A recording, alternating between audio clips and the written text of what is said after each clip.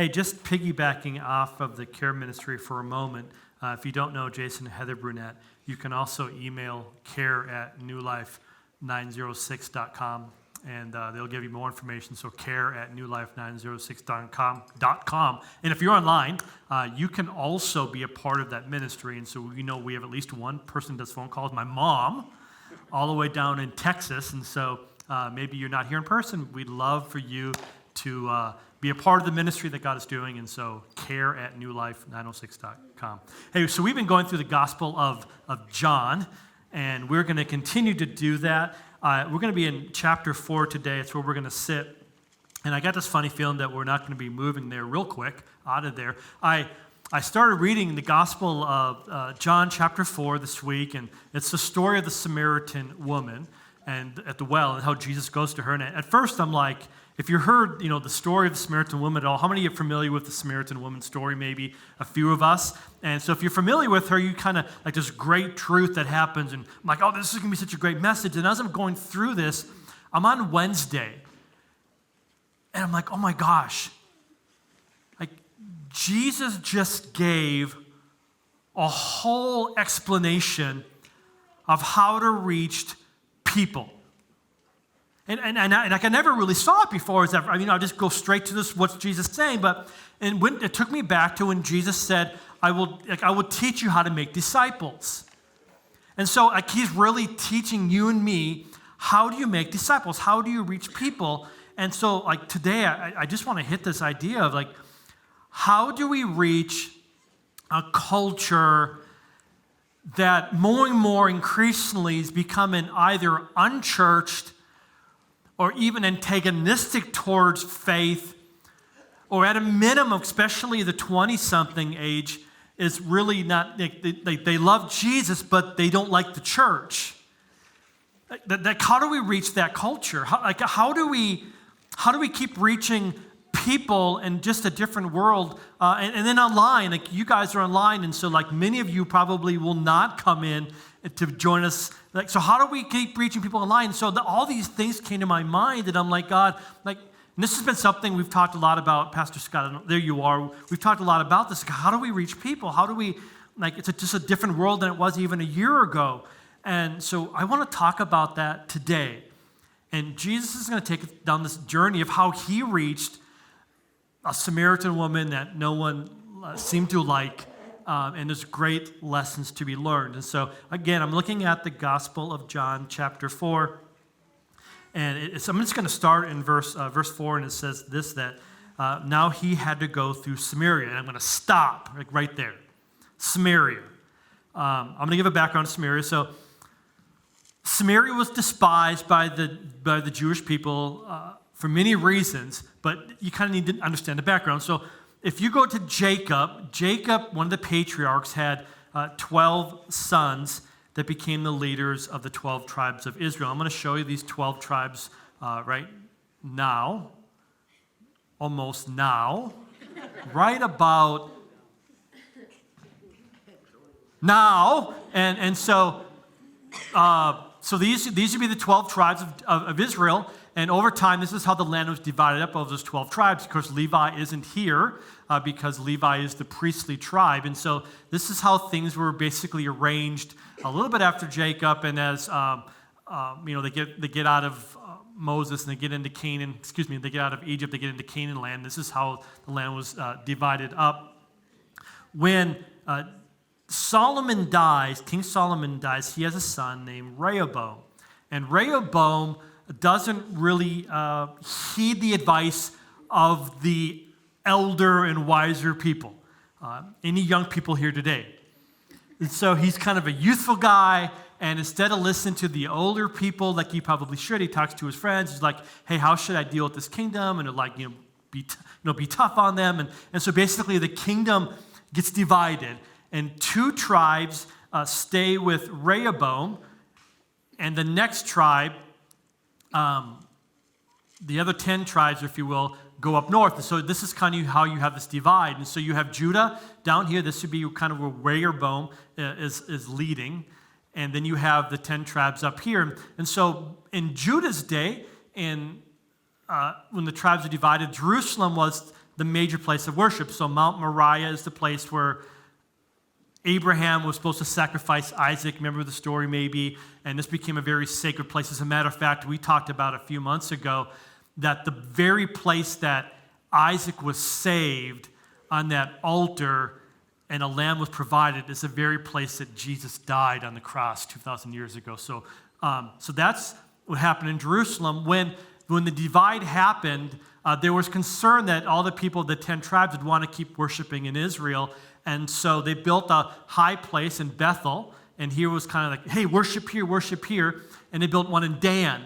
As a matter of fact, when we go to Israel, we have room for 2 people this fall. We're going to visit Dan. This is Syria right now. And so those are the 2 places that were, hey, come here and worship.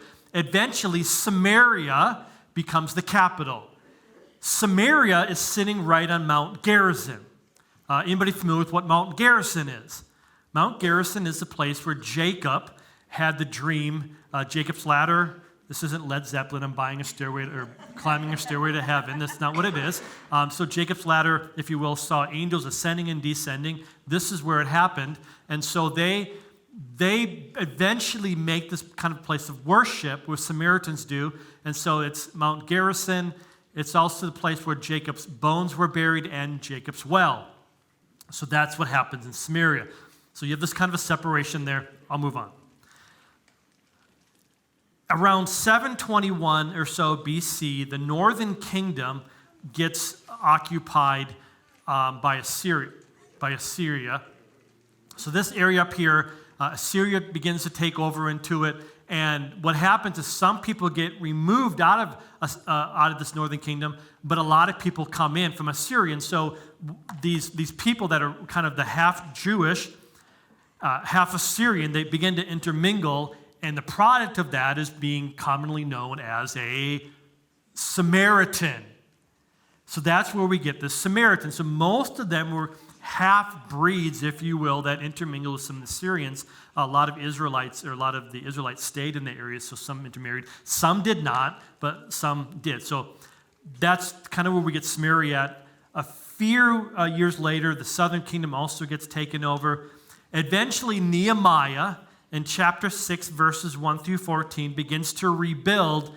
The first time we hear the word Samaritan is in chapter 6, Nehemiah, verse 1 through 14, where the Samaritans are mentioned in the Bible, in the book of Ezra and Nehemiah, as like they didn't want them to build.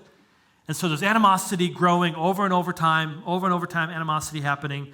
And so when Jesus says we're going through Samaria, this is not good.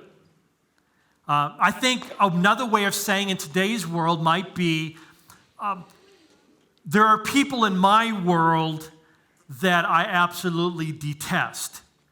And it's not non-believers. The people that I have a very difficult time with is those that claim to be believers but don't live like it. To me, that would be a Samaritan. Or, probably even worse, is those that claim to be pastors or leaders and they don't stick to God's word and they distort it and kind of say whatever sounds good in the cultural moment. And so, like, for me, those would be my rubs. Does that make sense? And maybe you have people in your life. Does anybody in your life rub you the wrong way? Anybody? A few of you. And so there's people like that for me would be like, I don't ever, or maybe even going down to the Jehovah's Witness place or something like that would be tough for me. So that's Samaria. So let's continue on the story. So at this point, we're still okay. Everything's all right. So continuing on, chapter 4, verse 5. So he came to a town in Samaria called Sychar, near the plot of the ground Jacob had given to his son Joseph. Jacob's well was there. As Jesus, tired as he was from the journey, sat down by the well. It was about the 6th hour or noon. So Jesus is in the heart, the pit, if you will, of the Samaritan religion. By the way, the Samaritans actually believed in the 5 laws, the 5 books of Torah. They did not believe in the prophets because they were from the other tribes. And so there was somewhat of a faith, but there was this big divide of a Mount Gerizim versus Jerusalem. We'll see that later on in the text. And so Jesus actually goes right where they are. Right at the heart, at the base of the Samaritan faith. I suppose in today's world that might be like going to Utah, the Salt Lake City, to the Mormon headquarters, and sitting down and having lunch. I don't know. Or maybe if you're a Republican, going to the Democratic convention, or if you're a Democrat, going to the Republican convention, whatever, like going to the place that like this is everything that's not for you and sitting down in the heart of it. How does Jesus respond? How does he deal with it? This is huge. Like, does he come in and say, hey, listen, you guys are wrong, you're wrong, you're wrong, don't you guys get it? You're wrong. How does Jesus share truth in this place? So, verse 7. When a Samaritan woman, who was by herself, came to draw water, Jesus, by the way, against every social custom, even today, said to her, will you give me a drink? So Jesus says to her, hey, would you give me a drink? Verse 8 says the disciples had gone into town to buy food. The Samaritan woman said to him, and rightfully so, I suppose, hey, you're a Jew, and I'm a Samaritan woman. How can you ask me for a drink?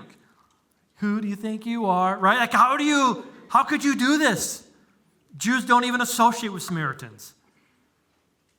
Verse 10, Jesus answered her, if you knew the gift of God and who it is that asks you for a drink, you would have asked him and he would have given you living water. Let's stop for a moment. There's a couple points I think are huge. Asking this question, how do we reach people? How do we make disciples? How do we love on those around us? And the first one is this. We have to be willing to take a path that is either uncommon, untraveled, unknown, or unpopular. Like Jesus took a path through Samaria. For whatever reason, he took a new way. He was willing to go against what every good Jewish person did. You didn't go. Let me go back to this map again. If you pull that up there for me, whoever is up on that. Okay. Where we're at. Where am I at? Oh, there it is. So check this out. So a good Jew would go from Jerusalem. They would cross over the Jordan River, go up alongside the Jordan River, cross the Jabbok River, cross back over the Jordan River just to get to Galilee. That's where he wanted to go, to the Galilee. Maybe you might go through Caesarea if you want to take the coastal route, but here's the route that no good Jew took, a Jewish person, unless like you had to. So Jesus goes straight through the heart of it. How do we reach people? How do we reach them where they are? I'm curious, how many of you are like 20-something? Like you're in your 20s. How many in your 20s? Okay, you liars. Like, okay. How many are in your 20s for real? Like, come on, for real people. One, just keep 1, 2, 3, 4, 5, 6, 7. And everyone else is a wannabe. Okay, so this is this is what I thought. The whole group of 20s, for a large part, is disconnecting from the local church. Did you guys realize this? Often we'll have kids that'll go for youth group, and then even strong people of faith, and somehow in their 20s there begins to be a disconnect.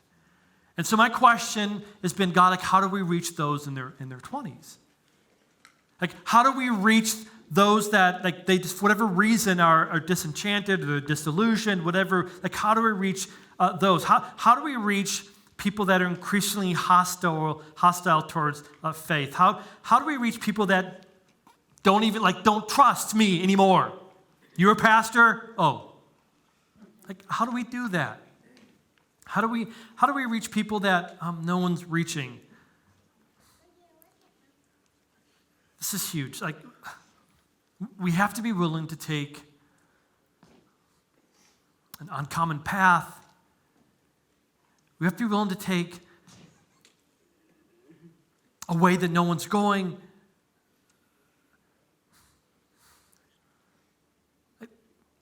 Think of Jesus for a moment. Jesus was known for hanging out with sinners, tax collectors, prostitutes. Like, just think about that for a moment. Like, that's how he was known for. He didn't participate with them. I talked in the first service with somebody, like he didn't go and participate with them. I don't think any prostitute thought, yeah, Jesus could be a trick, right? I don't think any prostitute really thought that was the case. But somehow, he was able to engage people right where they are in a path that no one was taking. And so I'm going to talk to you for a moment, but as a church, how do we reach people? And, I think of the Easter Sunday a few years ago, right? We went to the casino. And we had people like, you can't do that. And I'm like, I know, that's why we're doing it. Because sometimes we have to do things that no one's doing so we can reach people that no one's reaching. And sometimes we have to get uncomfortable. Sometimes we have to go beyond our comfort zone. And sometimes we have to just look like this just doesn't look right just to reach people that no one's reaching. And so we have to be willing to do that, yes? So sometimes maybe that means that instead of saying, the culture was always come here, come, we have to figure out as a church, how do we go out there? Instead of saying, come here and see this or do this, come and meet Jesus, how do we go where people are and engage them in the culture that they live in because they're ready to be engaged if it will just be where they are?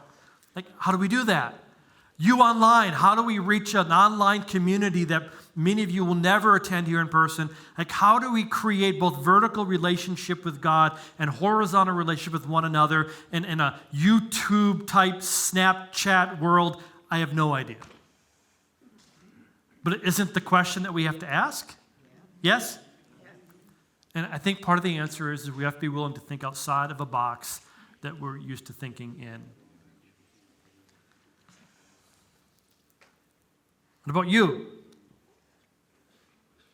Who has God placed in your life? I think this is part of the answer, to be honest. Who has God placed in your circle, in your life? Who in your life, maybe you don't like them, maybe you disagree with them, maybe you're just at odds with them, but maybe God placed someone in your life that he's asking you to reach. Maybe you're online and you have people that only you can reach. And that has to be part of our conversation and part of God. How are you leading me? I think one of the reasons why Jesus went into Samaria, later on it says in the end of verse chapter 4, is that the harvest was plentiful. It wasn't plentiful in Jerusalem, was it? But for some reason, Samaria was. So Jesus went where the harvest is plentiful. And we're like, God, where's the harvest plentiful at? Where are people hungry at? How do we do that? And so there's the question for you. What path is God maybe calling you to walk? How uncomfortable maybe is he calling you to be? What circles are you a part of that, maybe God's just saying you need to love on them? Maybe it's not so much about, hey, come to church with me, which is great, but maybe part of it's, hey, let me bring Jesus to you.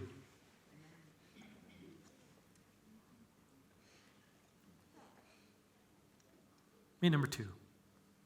Not only does Jesus go to Samaria, at the heart of the pagan worship, at the heart of it, right in the den of it, he goes right where they are. But then his mentality, his mindset, is a whole different mindset than I think how many of us engage people today. This is what Jesus does. Jesus says to her, would you give me a drink? Think about that for a moment. Understand that Jesus and his disciples weren't naive. They knew on a long trip you would bring something to grab water with. Have you thought about that before? They would take a leather pouch that's got a couple straps on the top, and you could take that to dip down in the water and grab water. So they, at least the disciples had the capacity to grab their own water, yes? And Jesus knew he was thirsty. I mean, when he sent the disciples away to get food, even if they had it with them, he could have been like, hey, you guys, can I get the water jug, right? So there's one part. Think about the second part. He's Jesus. I mean, Jesus, he's God, which means like, he could say to the air, all you water molecules just form in this cup because I'm thirsty, right? Couldn't he do this? He's God. As a matter of fact, look at his whole ministry. His whole ministry, Jesus allowed himself to become a servant so that he could serve others. Think about that for a moment. How do you reach people? Like, you have to get under so that you can serve them. Jesus made himself vulnerable, put himself in a vulnerable place so that he had the right to speak into her life. Hey, would you give me a cup of water? This is so different than how many of us minister, including myself. We're like, hey, we have a food drive. Come, and we just want to feed you. Or, hey, let me just share some truth into your life. Or, hey, I want to serve you, so I just want to be a blessing to you. But listen, how hard is it to allow people to be a blessing to us? How often do we just speak over somebody instead of first getting under them so that gives us the right to speak to them? Are you following me? If you really want to reach somebody, you have to be a servant under them, allow them to minister to you, get on the same level before you dare try to minister to them. I think that's one of the problems that we have in our culture is that sometimes we think that if we're giving and we're serving, it's all about me blessing you, and sometimes we don't allow people to speak to us or to minister to us. Think of the verse in Luke chapter 9, verse 1. I mentioned this at the start. Jesus tells his disciples when they go out to proclaim the kingdom of God, to heal the sick. And what does he say to them? Hey, go out, proclaim the kingdom of God, heal the sick, or cast out demons. Here's what he says. Don't take a staff. Don't take a bag. Don't take bread. Don't take money. Don't take a second piece of clothing. Don't bring deodorant. I mean, I'm just saying, right?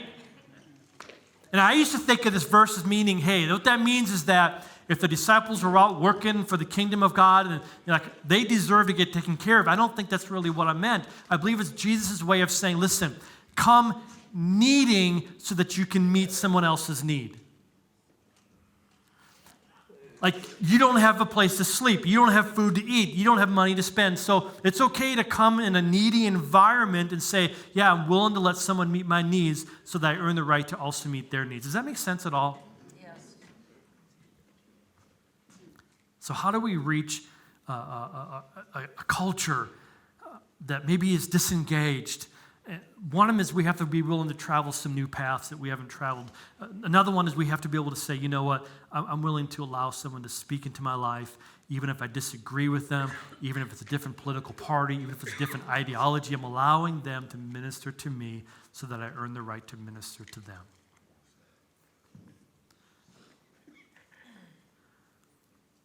Let's continue on the story. I have just a couple more points and I'll be done. So the woman says, sir, you have nothing to draw water with and the well is deep. Where can you get this living water? Like, how are you going to get this living water? And this whole dialogue happens about Jacob and are you greater than Jacob? And he's like, da-da-da. He tells all this true stuff. He's like, go get your husband. I don't have a husband. We'll talk about that in a moment. Finally, in verse 21, Jesus says this. Believe me, woman, a time is coming when you will worship the Father neither on this mountain, which is Mount Gerizim, nor in Jerusalem, Mount Moriah. You Samaritans worship what you do not know. That's tough. You Samaritans worship what you do not know. We worship what we do know, for salvation is from the Jews. A time is coming and has now come when the true worshipers will worship the Father in spirit and in truth. They are the kind of worshipers the Father's looking for. Here's a third lesson. When we're reaching people, walk their path. Form a new path. Allow yourself to be on the same page, not lording over them, allowing them to speak into your life. And then the third thing is huge, is you still have to speak truth. We have to speak truth. something I learned a long time ago is before you can help someone change their heart, before you can speak truth to someone, they first have to know that you love them where they are. Does that make sense? Yes. Jesus shows this lady that he really is concerned about her, that he's not there. He doesn't walk in and say, hey, I'm Jesus. Here's the well. Let me tell you the truth. You guys are all going to hell. Right? I mean, he doesn't say that. Instead, he comes in as a servant and connects with her relationally, shares life with her, and in that earns the right to speak truth to her.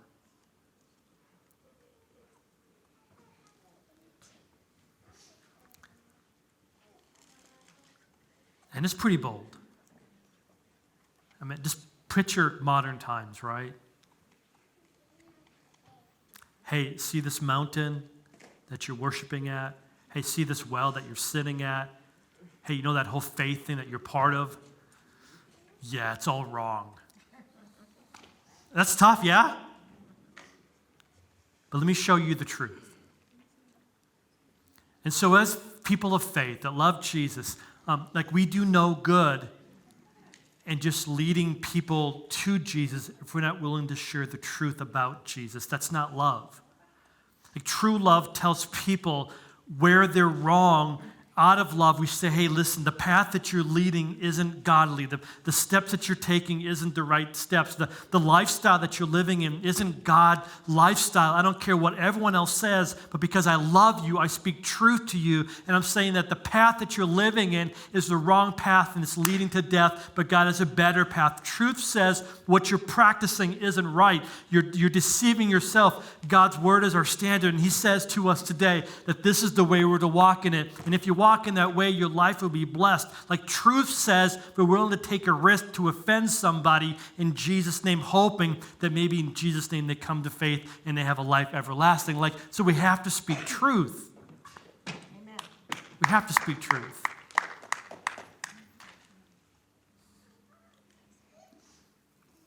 And why does it matter? I'm going to close on this. Why does it matter anyway?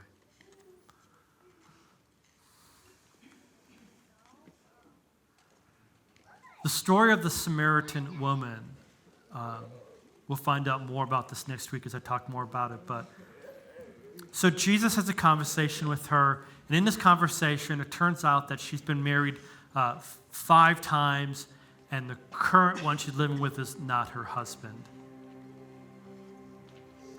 Now, many of us think that, yeah, she's like a really loose person. Like she's just sleeping around a lot. She's divorcing guys. That's why she's alone by herself at noon in the heat of the day when she shouldn't be by herself.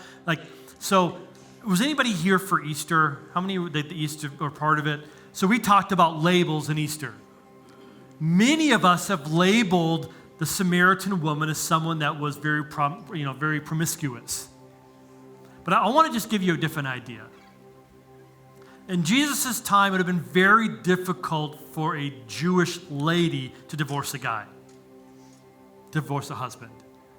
As some of the cultures around them may have, but it would have been very difficult in even a Samaritan culture that was really based upon the Torah, for her to divorce 5 guys and just sleep around. That's a Western mindset. Do you realize that? That's what's kind of a Western idea. I want to suggest to you that maybe 5 guys divorced her for whatever reason. Maybe she couldn't have kids. Maybe she was, just not a good wife. Or maybe she was widowed 5 times. Because both of those make sense in the culture that she lived. Either 5 guys divorced her or she was widowed 5 times. And the person he's living with, she's probably a concubine or just, he's taking care of her. I just want to suggest to you this, that she might be someone that had really loose morals, but she also might be someone that was really hurting and devastated and felt like, what's the use of living anymore? But either one, why does it matter? Because the world that we live in today in 2021, we have both of those people everywhere. We have those that are living a wild lifestyle without any kind of boundary, and they think they're finding hope, but they're not. But we also have those that are hurting and devastated and alone and feel depression and feel like no one cares and they're just isolated. Both those people abound in 2021. And do you realize that most people come to faith when they're in a place of change or vulnerability? Did you realize that? So just check out this last year. Let's check out this last year. This last year, we had a COVID pandemic, probably still there, financial loss for many people, civil unrest, political uncertainty at a minimum. Like, we live in a culture right now, I believe people are more open to the gospel than they may have ever have been. I just believe that. Because there's so much happening within the world that we live in, and the tension and the change and the uncertainty and the hurt and the pain, that we might be living in a world that the harvests are just plentiful, but sometimes we get so focused on our own little stuff, our own little box, our own little corner, our own political deal, that we can't see the world is lost, and they're just like, would someone please lead me to hope? Someone lead me to Jesus. Someone tell me that God knows about my past and my present and my future. Would someone please tell me that it's going to be okay? Would someone please lead me to somewhere that says I'm going to make it, that the world isn't going to fall apart? Would someone give me hope? And I'm just saying that maybe today that's our message for 2021. Maybe it's not such a pandemic. Maybe it's really revival on the horizon. Maybe. So I just want to encourage you today. God has you where you are, whatever circle you're in. And I want to encourage you to just take a risk. Talk to somebody. Pray with somebody. Share hope with somebody. Maybe someone you don't agree with, someone maybe you've despised, but I kind of just suggest to you that maybe today you just kind of get under them. Allow them to minister to you so that you can minister to them the eternal hope of Jesus Christ. Amen? Let's pray if you would.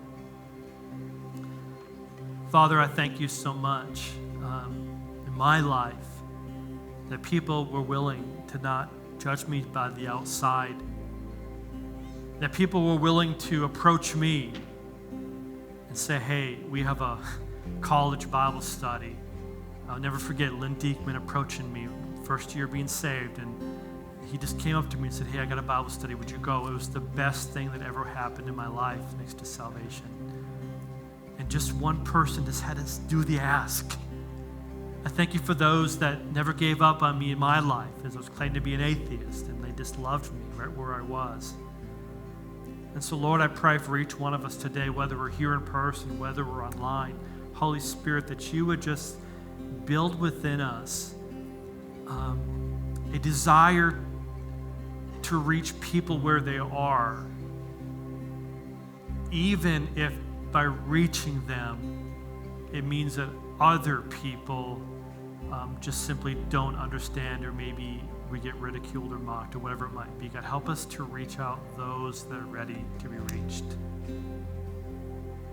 And I pray in this room, and for those that are online, if there's anyone here today with every head bowed, every eye closed, if you have not given your life to Jesus, He's not the Lord of your life. Maybe you've been religious, maybe you've gone through the motions, but if He's not the Lord of your life, I want to invite you today, whether you're here in person or online, to say, Jesus, I make you my Lord. I make you my Savior. Jesus, I accept your forgiveness. I accept the hope. I accept eternity. I accept your leading. I accept everything you have for me. Would you forgive me of my sins and help me live for you? If that's you, would you slip a hand real high right where you are? Or if you're online, just maybe put it in the comments. Yes, I want to give my life to Jesus. Real high. Jesus, I give you my life. The Bible says that we confess our sins, that God is faithful and just to forgive us of every sin. Past, present, future. We say, Jesus, forgive me. Like He forgives. He gives us a brand new start. The Bible says the Holy Spirit lives within us. Like God lives in you. And a whole new beginning in your life. encourage you to do that today. Jesus, forgive me of my sins and make you the Lord of my life. If you did that today, would you let us know? If you're online, just email me, jason@newlife906.com. If you're here in person and you did that, there's a little book you can pick up at the coffee counter or just kind of help you walk through your faith. There's also a new class being started real quick next month from Dean and Phyllis. And for new believers, that would be a great class for that. And there's water baptism next week. And so all places to get next steps, right? And if you want to get water baptized, how do they do that? They can either go to the Church Center app or email or call the church office. Email, yeah. Email office at newlife906 or call 786-3858. Yep. And so if you've not been water baptized or you just gotten saved recently, or send us a Facebook message. Or call Scott. Yeah. Pastor Scott. So do that. God bless you. God bless you. Have a great week. Pastor Scott will dismiss you in just a moment. Thank you, worship band, and thank you, guys. Amen. Thank you, Pastor Jason. We're going to sing through these verses a couple of times, and as we do, the ushers will begin to dismiss you guys from the back and moving forward.